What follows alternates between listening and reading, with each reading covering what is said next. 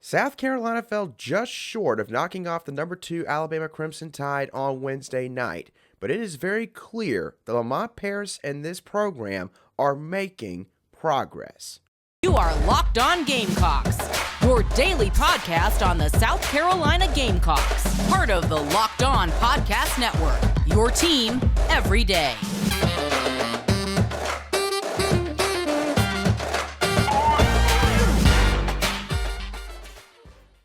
Hello, Gamecock Nation, and welcome back to the Locked On Gamecocks podcast, your show for the latest headlines and potential storylines on South Carolina Gamecock athletics. I'm Andrew Lyon, the host of this podcast, and also the lead staff writer for Gamecocks Digest over on SI.com. Thank you for making Locked On Gamecocks your first listen here today. We are free and available on YouTube and also wherever you get your audio podcasts daily.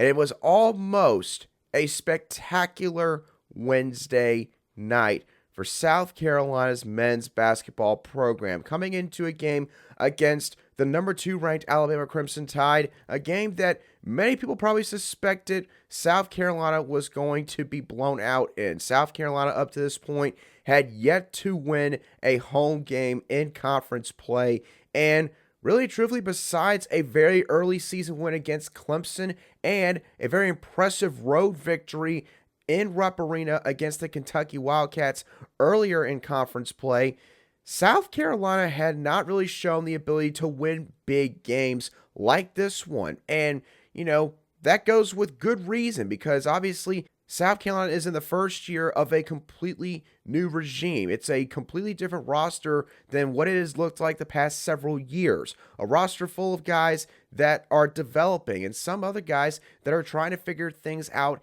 in their own way. But this team took the Crimson Tide all the way down to the wire, losing just by 2 points in overtime. And it's clear that it's beginning to round into the kind of team that head coach Lamont Paris envisions having here in Columbia. And this team now really just needs 2 things. They need time to master his system, and they obviously are in need of some help. They need some more pieces on this roster.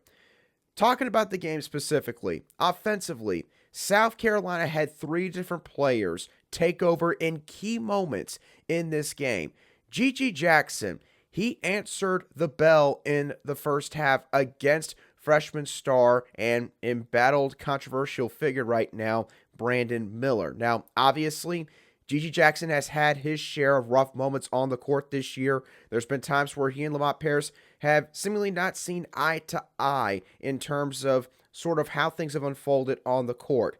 But Gigi Jackson, in terms of playing against one of the budding stars in college basketball, he stepped up to the plate early on, especially when Brandon Miller was doing the same thing for his team in the Alabama Crimson Tide. Jackson scored 13 points in the first half, shooting 6 of 10 from the field. He was actually being willing to drive to the basket. He was able to pull off a couple of hesitation fadeaway moves from the mid-range, playing off of that. He did hit a couple of decent long-range jump shots, and Gigi just looked like that, quite honestly, he could not be stopped in the first half at certain times. He was getting a lot of good looks, and South Carolina's team, and I think the crowd at the Colonial Life Arena, was feeding off of that. Meechie Johnson, he really showed up when it mattered the most in crunch time later in the game. He scored or assisted on 11 of the Gamecocks' last 17 points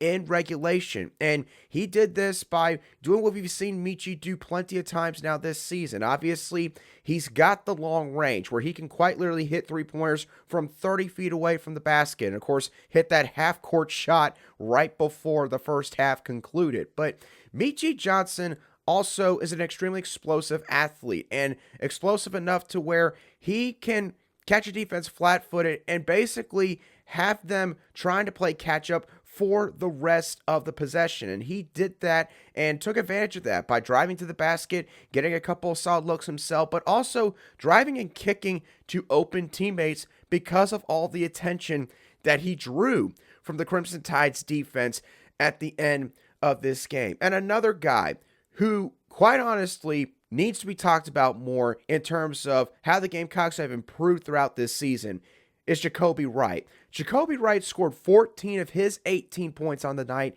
in the second half and overtime and made multiple clutch shots when the Gamecocks were down by, say, 4 to 6 points against Alabama and they looked to be slipping away. They needed a basket. And more often than not, when those situations presented themselves on Wednesday night, Jacobi Wright delivered for this team.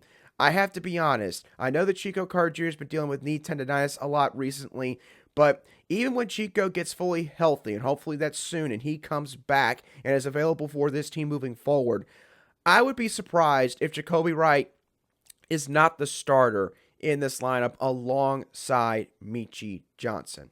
Now, defensively speaking, South Carolina, obviously, there's one big reason that they did not win this game in the end, and that was because they let Brandon Miller basically do anything that he wanted to do. They got beat on the fast break fairly often by Brandon Miller. Brandon Miller is a guy that's lengthy. He's got athleticism to add to that frame, and he's also a guy that can hit a plethora of shots from just about anywhere on the floor. He scored 41 points, shooting 14 of 25 from the field, and shot 6 of 13 from behind the arc. And another area that really killed South Carolina was fast break points. The Crimson Tide had 21 fast break points, and it seemed like at times, quite honestly, that South Carolina's team, and it's understandable because of the short rotation that they've been running all season, the accumulated fatigue and the pace of this game just sort of caught up to them. And certain moments when they were trying to get back on defense, it didn't seem like that everybody was really 100% in. And again, that's not on them, because when you're running 6, 7, 8 people for an entire 40-minute game, and then you throw in a 5-minute overtime period on top of that, your guys are going to get worn down. And that's what happened to South Carolina just one too many times on Wednesday night.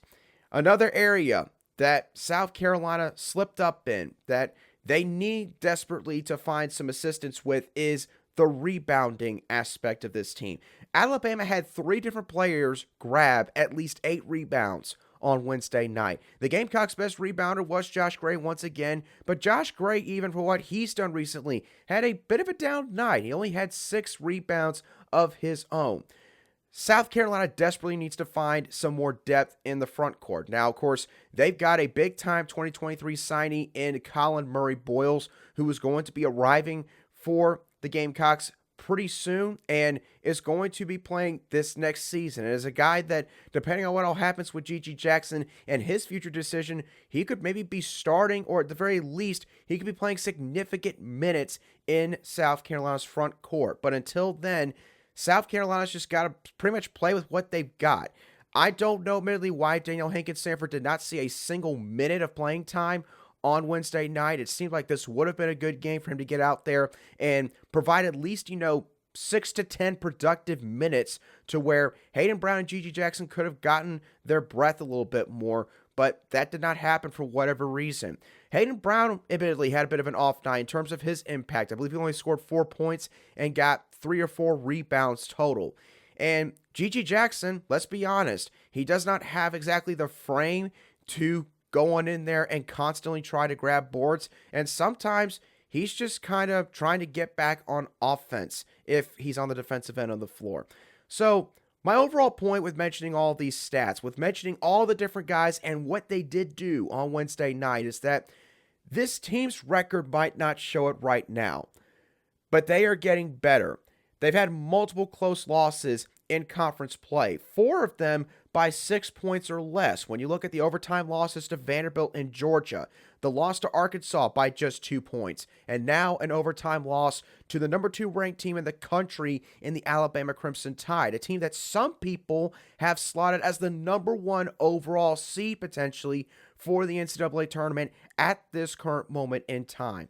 So there's been a lot of criticism lobbied towards South Carolina's men's basketball program this season, and admittedly, some of it has been justified because obviously South Carolina has not had enough decent showings on their home floor. For whatever reason, it does seem like that they have played better on the road.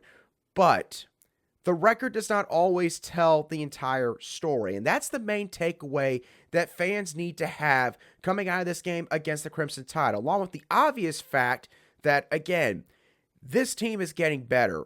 You're seeing certain guys that a year ago, their contributions maybe weren't minimal, but they weren't exactly large enough to where everyone could sort of see that they were making an impact on the floor. But now you're seeing guys like Josh Gray and Jacobi Wright especially that are going out there making an impact. Eli Sparkman gave this team, I think, 5 to 6 productive minutes off the bench. A walk-on, for gosh sakes. So Lamont Paris and this staff, they're getting just about the absolute best out of what they've got right now. All they need is some extra help. And obviously, they got a couple more steps they're going to have to take before they reach a point where they're going to start winning these games one after the other after the other. But the point is, they're not that far off, folks. If you give them some time, this team is going to put on a product that you're all going to be proud of fairly soon in the near future. Now, South Carolina, although they fell just short against the Alabama Crimson Tide on Wednesday night, there's another major sports team that has not been falling short recently in terms of their recruiting, and that has been, of course, South Carolina's football program. Dowell Loggains, South Carolina's new offensive coordinator, could eventually start playing a much bigger role in that aspect with the time that he is now getting in Columbia, particularly with one running back prospect out of the state of Arkansas. Who am I talking about here? We're going to discuss this prospect in just a few moments right here on Locked On Gamecocks. Today's show is brought to you by FanDuel. The midway point of the NBA season is here, and now is the perfect time to download FanDuel, America's #1 sportsbook, because new customers will get a no-sweat first bet up to $1,000. That's bonus bets back if your first bet doesn't win. Just download the FanDuel Sportsbook app. It's safe, it's secure, and it's super easy to use. It does not take long to sign up and create an account and be able to start betting on your favorite games in your favorite sport. You can bet on everything from the money line to point scores to three-pointers drained. Plus, FanDuel even lets you combine your bets for a chance at a bigger payout with a same-game parlay. So don't miss out on your chance to get your no-sweat first bet up to $1,000 in bonus bets when you go to FanDuel.com/lockedon. That's FanDuel.com/lockedon to learn more. Make every moment more with FanDuel, an official sports betting partner of the NBA.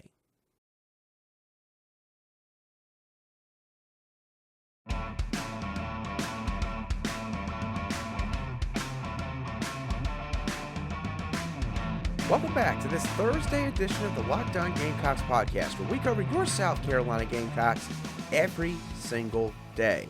Thank you for making Locked On Gamecocks your first listen or watch here today. Make sure you check out our brand new podcast, Locked On College Basketball, where you'll find everything you need to know about college basketball in just one place. Plus, you'll hear from big-name experts, insiders, coaches, and players. Locked On College Basketball, available on YouTube and wherever you get your podcasts. Dowell Loggains has obviously only been at the University of South Carolina for about the past 2 months or so. The Gamecocks are going to be taking the field for spring practice in just a few weeks, where Gamecock fans, the media, and everyone alike are going to get their first glimpse as to what kind of offense the Gamecocks will be trotting out on the field under Dowell Loggains' watch. But Dowell Loggains is already making an impact for South Carolina's football program, particularly on the recruiting trail. And the most recent evidence to point to that notion revolves around running back prospect Braylen Russell out of Benton, Arkansas, who is a running back target that South Carolina fans are going to want to watch moving forward. And Dowell Loggains could end up being the biggest key in this recruitment. It was reported by Phil Kornblut of SportsTalk Media Network yesterday that 2024 running back Braylen Russell is planning to visit South Carolina in the very near future. And when asked about his relationship with South Carolina's new offensive coordinator, Braylen Russell gave glowing remarks about South Carolina's new offensive play caller, saying, quote, "Me and him had a good relationship, so when he moved there, we kept the relationship going. That made me really start looking into South Carolina. because of Coach Loggains. Now, in terms of the running back prospect himself, Braylen Russell, what could the Gamecocks potentially be looking at here if they can end up landing this Arkansas native in the very near future? Well, first of all, Braylen Russell is a guy that plays against some of the best competition high school football has to offer in the state of Arkansas, playing at 6A Benton High School, which I would imagine is the highest level classification in that state. And when watching his junior season film at Benton High School, it's pretty clear Braylen Russell is your quintessential SEC power back. He's got incredible short field agility for his bigger frame, being listed at 6'1", 225 pounds, depending on which recruiting service website you look at. And that's mixed with his ball carrier vision and also his long field acceleration, which makes him a threat to both gain those bull yards that are needed in sort of third and short situations, but also be able to break off an explosive play to the edge or burst through the middle and weave his way past defenders. Braylen Russell can do a little bit of both in that aspect. And the other thing is, Braylen Russell, he's not just a guy that's just going to be handed the football every single play. He's also showcased the ability to catch the football out of the backfield. He can catch the ball in space, he can catch the ball in stride, and he can also even high point passes with defenders in his vicinity. So, to say the least, Braylen Russell is a guy that, again, can do a little bit of everything. And when you look at SEC running backs, while it's nice to have guys that can be a home run threat on any given play, like potentially Dontavius Braswell might be for the Gamecocks once he arrives this summer, you always want guys that are going to be able to really make those plays whenever you need them, which in the SEC and in major college football games, those plays typically are plays on third down, plays in the red zone, because here's the thing, not every offense can be like Tennessee where they can score at the snap of a finger. That's just not realistic to expect. So when you're an SEC offense and you're looking for skill players to build your offense around, Braylen Russell is the kind of running back that you look at and you say, I want this guy on our football team. And South Carolina, at this point, they've got a pretty decent list of guys that they are in contention for, guys that have some mutual interest in the program, that are guys that I've mentioned on this show before. Guys like Anthony Scooter Carey, Yasin Willis, and also Daniel Hill out of Alabama. So South Carolina, they've got some really good running back prospects they're in the game for. But Dowell Loggains, because of his prior relationship with Braylen Russell out of Benton, Arkansas, could end up having a potential in with one of the better running back prospects, not just in the southeastern region, but in the entire country for the 2024 recruiting class. Again, South Carolina, they need to get at least one guy for this cycle. You have a who's who of running backs currently on your roster, but you don't really have a de facto running back one, at least at this moment in time. It's going to take probably spring practice and also fall camp to see who that's going to be for South Carolina 2023. But what if the answer potentially lies with the 2024 class? We'll see what happens, of course, with Braylen Russell's recruitment as it plays out. But needless to say, the Arkansas native is going to be one to watch in terms of South Carolina's football recruiting efforts over the next several months. All right, now we've talked some basketball, and we've also talked some football recruiting.